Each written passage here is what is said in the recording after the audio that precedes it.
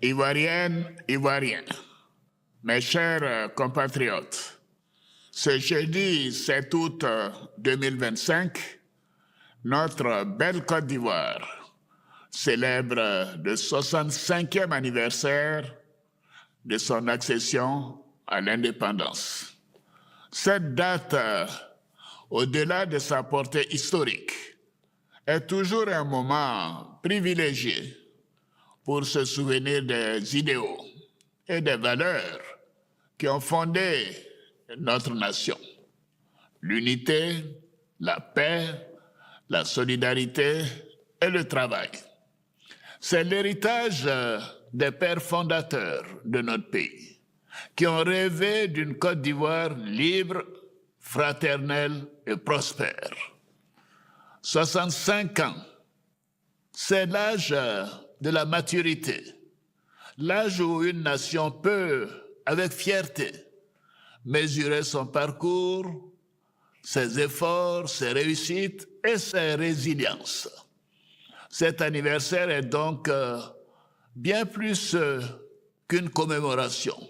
C'est un moment de prise de conscience collective sur le chemin parcouru, une invitation à consolider les acquis et à se projeter dans le futur. Et c'est à Bouaké que nous avons choisi de célébrer cette édition hautement symbolique. Bouaké est une ville au cœur de notre histoire récente. Bouaké est une ville de douleur passée, mais surtout de renaissance, de rassemblement et de fraternité retrouvée. C'est aussi un retour historique, car la dernière fois que Bouaké a accueilli une fête de l'indépendance, c'était en 1964. 61 ans plus tard, en 2025, c'est donc toute la Côte d'Ivoire rassemblée qui revient à Bouaké pour saluer son rôle, sa résilience et ce qu'elle symbolise pour notre nation. Mes chers compatriotes, chaque génération de notre pays a eu à affronter ses propres défis. Pour nous, le défi majeur, après la grave crise que notre pays a traversée, fut de remettre la Côte d'Ivoire sur la voie de la stabilité, de la sécurité, de la paix et du développement. Ce que nous avons accompli ensemble depuis plus d'une décennie n'est pas seulement une série de réformes ou de chiffres, c'est une transformation profonde de l'État, de notre rapport à l'unité nationale et au bien commun. Aujourd'hui, la paix et la sécurité sont une réalité.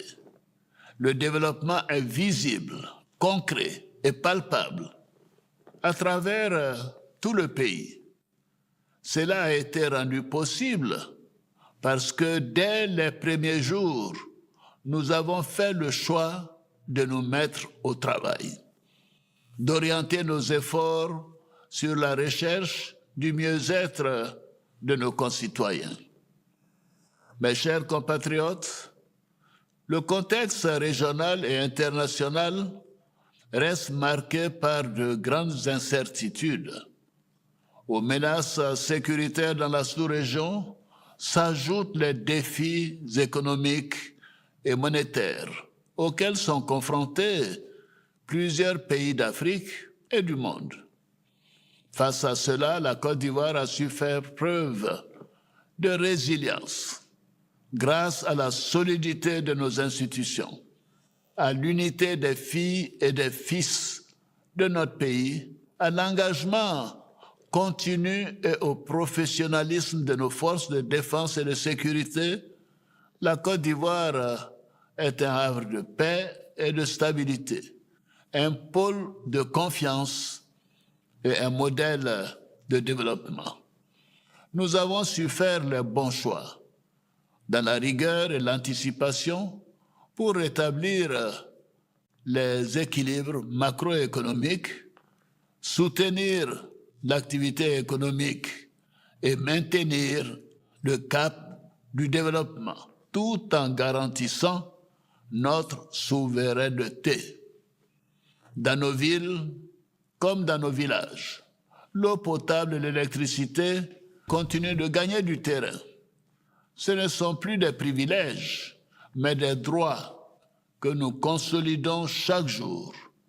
Dans le domaine de l'éducation, les infrastructures scolaires et universitaires augmentent partout dans le pays et se modernisent, tandis que de nouveaux établissements de santé renforcent notre maillage territorial. Les infrastructures routières que nous construisons relient les hommes autant qu'elles ouvrent les marchés. Le développement est une réalité quotidienne et il est partagé par un nombre croissant de nos concitoyens sur toute l'étendue du territoire national. Mes chers compatriotes, en dépit des actions que nous avons menées, je sais que certains de nos compatriotes ressentent encore une pression sur leur pouvoir d'achat. C'est pourquoi nous avons pris des mesures concrètes pour soulager les ménages, notamment en matière de contrôle des prix des produits de grande consommation, de revalorisation des salaires et de soutien à nos compatriotes les plus vulnérables à travers les filets sociaux notamment. Dans la continuité de cette dynamique et de notre engagement à faire des efforts chaque fois que nos finances publiques le permettent, j'ai décidé d'augmenter la prime exceptionnelle de fin d'année des fonctionnaires.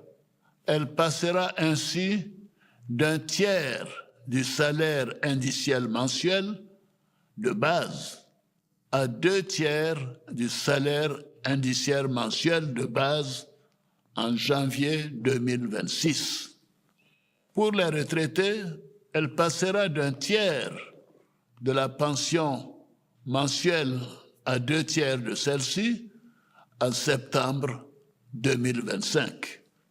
C'est une reconnaissance de l'action des fonctionnaires au service de l'État et de celle des retraités pour leur contribution, mais aussi et surtout un signe que la croissance doit être partagée.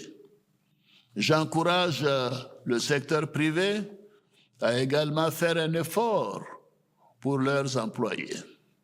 En ce qui concerne les femmes de Côte d'Ivoire, gardiennes de nos valeurs et moteurs silencieux de notre développement, la revalorisation des pensions, l'adoption du Code de la famille régulant le mariage, la filiation et les successions ou encore les réformes sur la représentation dans les fonctions électives sont autant de mesures qui traduisent notre engagement en faveur de leur épanouissement. Au-delà du cadre légal, nous avons œuvré à améliorer les conditions de vie de nos femmes et de nos filles.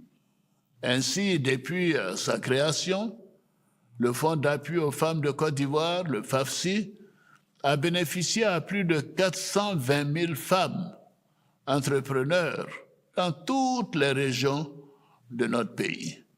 Nous poursuivrons nos efforts pour permettre aux femmes de Côte d'Ivoire d'accéder à plus de ressources financières et de créer des activités génératrices de revenus. Jeunes de Côte d'Ivoire, vous êtes l'avenir de notre nation.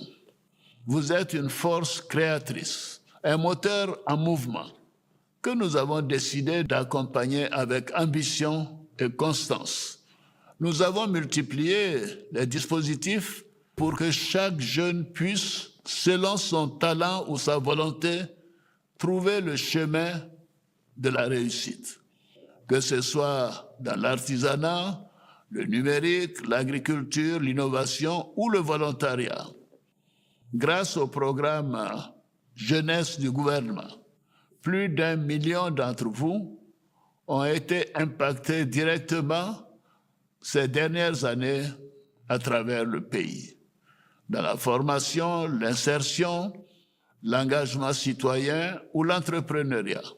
Nous irons plus loin pour vous et avec vous, parce que le progrès de la Côte d'Ivoire doit être porté par tous. Mes chers compatriotes, au cours de ces dernières années, nous avons fait de l'excellence une priorité, que ce soit dans les sciences, les arts, la technologie ou le service public. Nous avons décidé d'encourager le mérite, de promouvoir les talents et de créer les conditions d'épanouissement pour nos élites de demain. Bâtir l'avenir, c'est aussi préserver notre histoire, nos traditions et notre patrimoine culturel. C'est pourquoi je me réjouis du retour d'ici la fin de l'année du tambour parleur Djidji Ayokwe, symbole ancestral du peuple Achan. Arraché il y a plus d'1 siècle, il revient enfin sur sa terre grâce à une diplomatie active. Mes chers compatriotes, la commémoration de l'indépendance de notre pays cette année, à l'instar de celle des années antérieures, est un fort moment d'union autour de notre chère nation et l'occasion de réaffirmer les valeurs de paix et de pardon qui la fondent.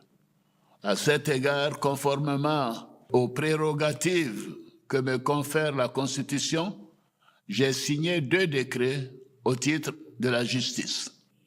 Un décret accordant la grâce présidentielle à 2087 détenus et un décret accordant une remise de peine à 6446 détenus dont le reliquat de la peine est inférieur à 36 mois.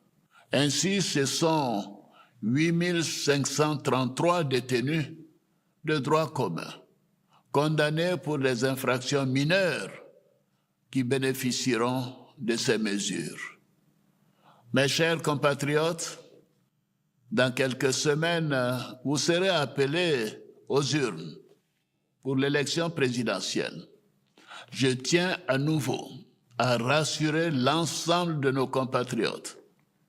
Toutes les mesures ont été prises pour garantir un scrutin apaisé, sécurisé et démocratique. Le droit de vote de chaque Ivoirienne et de chaque Ivoirien sera pleinement respecté dans un esprit de responsabilité et de maturité. J'en appelle à la responsabilité de tous les acteurs de la vie politique, sociale et civile. Notre pays a montré sa capacité à relever tous les défis. Nous devons préserver nos importants acquis pour bâtir ensemble une nation solidaire, stable et prospère.